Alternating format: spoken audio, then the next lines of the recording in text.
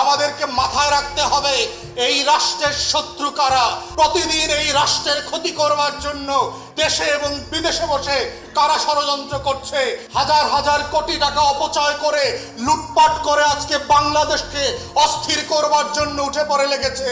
ওরা কারা প্রতিদিন ফেসবুকে এবং ইউটিউবে বলবার চেষ্টা করছে আগেই তো ভালো ছিলাম, 40 বছরে এত মদ দেখি নাই।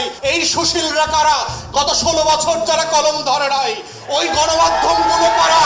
গত 16 বছরে কোনো অন্যায়ের বিরুদ্ধে যারা কলম তোলে নাই, প্রতিবাদ করে নাই, বরং গণভবনে গিয়ে, বঙ্গভবনে গিয়ে তেল দিয়েছে শুধু এই রাষ্ট্রের ক্ষতি করে।